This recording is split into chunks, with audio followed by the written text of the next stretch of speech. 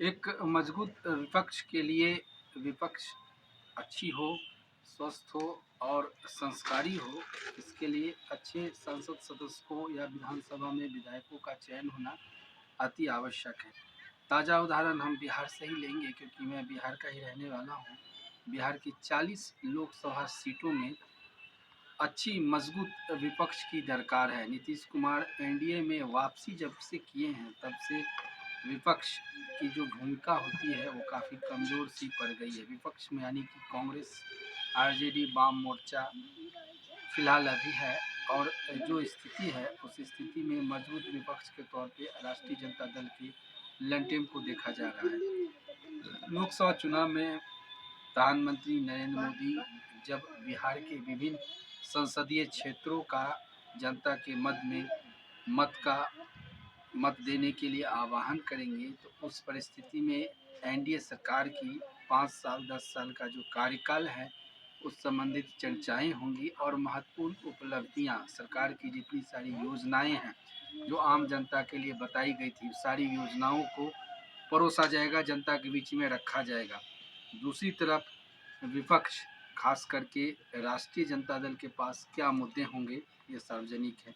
Nitish RJD की जो सरकार थी उसमें तरातर ताबड़तोड़ नौकरियां लोगों को मिली, चाहे वो शिक्षा वाला मामला हो, शिक्षक बनने वाला मामला हो या फिर उसके अलावा बिहार पुलिस में हो या अन्य महत्वपूर्ण बिंदुओं पे सरकारी सेवाओं में लोगों को लिया गया।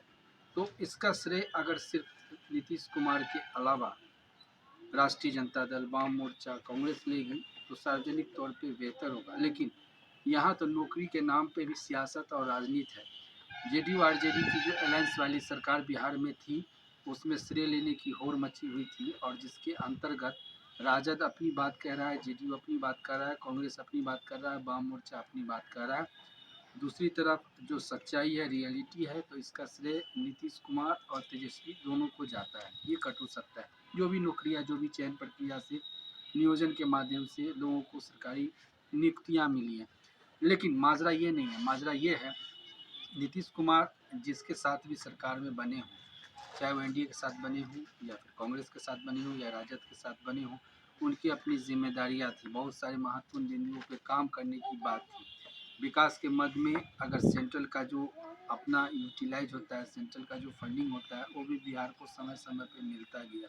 लेकिन क्या होता है जब विपक्ष में नीतीश कुमार जाते हैं तो विशेष राज्य की दर्जा उठाते हैं और जब एनडीए में जाते हैं तो मुद्दा थम सा जाता है, रुक सा जाता है।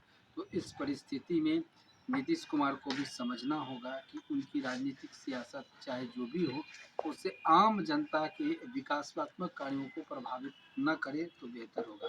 लिहाजा आने वाले समय में लोकसभा चुनाव है और इस लोकसभा चुनाव में बीजेपी अपना जो महत्वपूर्ण विषय है जिसको लेके नरेंद्र मोदी सरकार ने जनहित में बहुत सारी योजनाओं को जमीन पे लाया और पूरे भारत में उसको लागू करवाया। दूसरी तरफ विपक्ष के जितने सारे नेता हैं वो करप्शन के मामले में, भ्रष्टाचार के मामले में आज ईडी, सीबीआई और इनकम टैक्स डिपार्टमेंट के हत्थे चढ़े हैं और कहीं न कहीं ये मुद्दा लोकसभा चुनाव में बहुत महत्वपूर्ण बनेगा। बिहार के अंतर्गत सीमांचल का मुद्दा हो, कोशी का मुद्दा हो, मिथिलांचल का मुद्दा हो, पूर्वांचल का मुद्दा हो या फिर बक्सर आरा का मुद्दा हो, इनमें जो विकास है इस विकास में अगर महत्वपूर्ण तौर पे देखें तो नीतीश कुमार की पाला बदलने से अफेक्टेड हुआ है, प्रभावित हुआ है।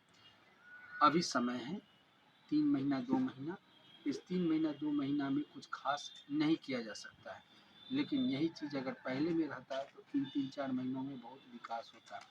अगर आप सीमांचल में जाएंगे, कोशी के इलाके में जाएंगे तो ऐसे कई मुद्दे हैं जो करोड़ों के प्रोजेक्ट वाले हैं और जन सरोकार जैसे मुद्दे हैं जहाँ पे विकास की रोशनी अभी भी नहीं पहुँची है। ये कटु सत्य है। दूसरी तरफ मिथिलांचल जैसे क्षेत्रों में विकास काफ़ी तेज़ी से हुआ है।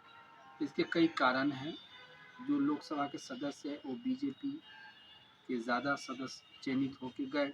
उसके अलावा नरेंद्र मोदी की जो स्कीम्स है वो वहाँ पे इम्प्लीमेंट के तौर पे देखी गई।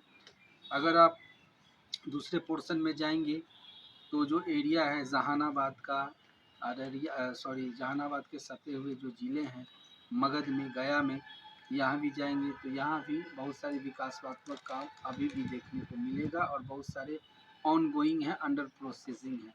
तो ये सवाल ये है कि ऐसी परिस्थिति में जनता को यह तय करना होगा कि मजबूत विपक्ष के साथ साथ लोकतंत्र को जीवित रखने के लिए, क्योंकि विपक्ष अगर मजबूत नहीं होगा तो सत्ता पक्ष सत्ता के नशा में इतना भावुक हो जाएगा कि उस परिस्थिति में उसे ये समझ में ही नहीं आएगा कि विपक्ष के नहीं होने के वजह से जो काम होना चाहिए वो काम क्यों नहीं हो रहा।